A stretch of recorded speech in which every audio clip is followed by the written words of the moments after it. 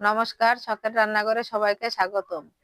আজকে আমি পোনা মাছ রান্না করে দেখাবো। তার জন্য 4 পিস মাছ নিয়ে নিচ্ছি।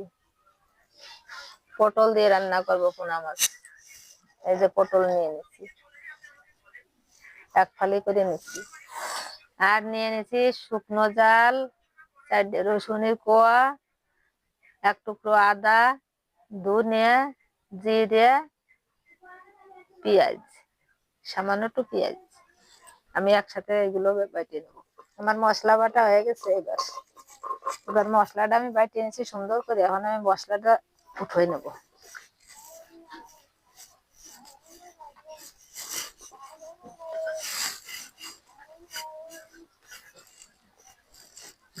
মশলাটা উঠিয়ে নিলাম। এবার আমি মাছে পরিমাণ মতো লবণ দিয়ে দিচ্ছি, পরিমাণ মতো হলুদ দিয়ে দিচ্ছি। লবণ হলুদ আমি সুন্দর করে মাখায় নেব। আমি পরিমাণ মতো তেল দিয়ে দিচ্ছি।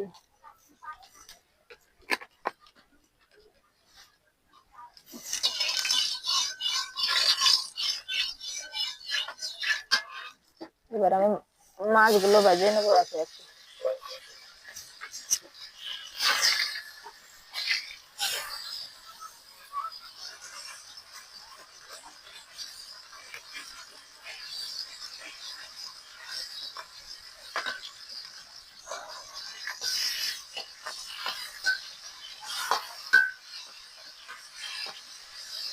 মাছগুলো উল্টায় পাল্টায় ভেজে নিচ্ছি, সুন্দর করে লাল লাল করে ভেজে নেবো। মাছ আমি ভেজে নিচ্ছি সুন্দর করে। মাছগুলো সুন্দর করে ভাজা হয়ে গেছে। এবার নামাবো মাছ। মাছ আমি নামাই নিচ্ছি।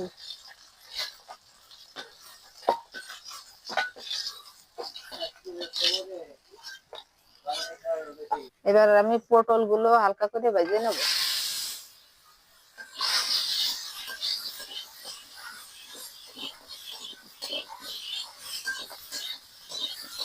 এবার আমি পরিমাণ মতো লবণ দিয়ে দিচ্ছি।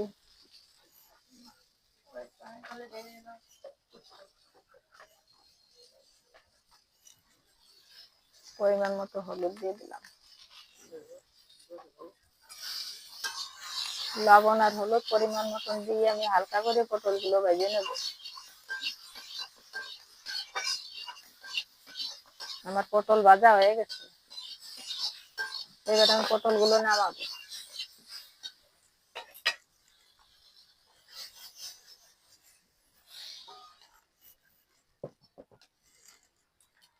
পরিমাণ মতো তেল দিয়ে দিচ্ছি। আমি মশলাটা একটু হালকা জল দিয়ে গুলাই নিচ্ছি। একটু জল দিয়ে আমি মশলাটা সুন্দর করে গুলাই নিলাম।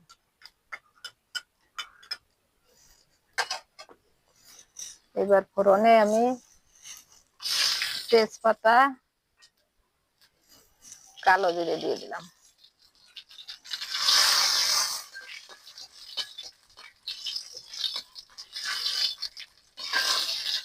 এবার গুলাই রাখা মশলাটা দিয়ে দিচ্ছি।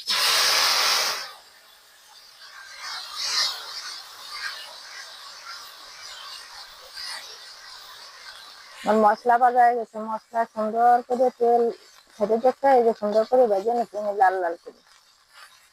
আমি কিন্তু লবণ হলুদ সবই পটল ভাজিতে দিয়ে দিচ্ছি, এই জন্য মশলায় আর লবণ হলুদ দিলাম না।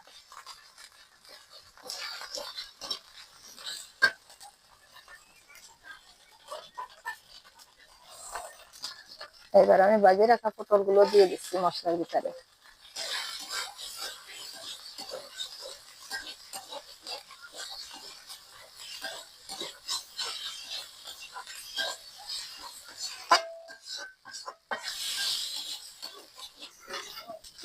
এবার আমি পরিমাণ মতো জল দিয়ে দিলাম।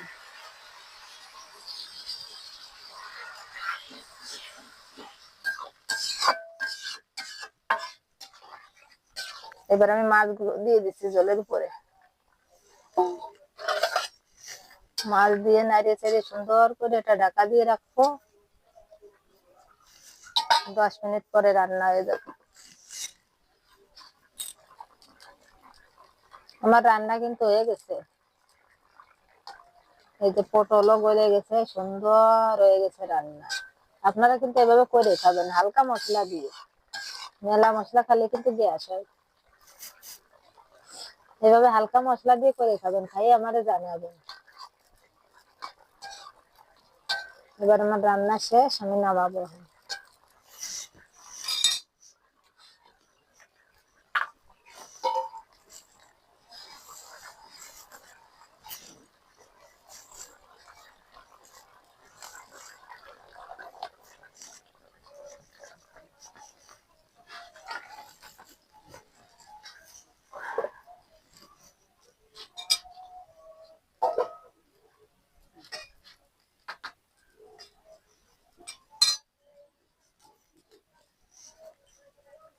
সামান্য একটু জিরের গুঁড়ি উপর দিয়ে ছড়াই দিলাম।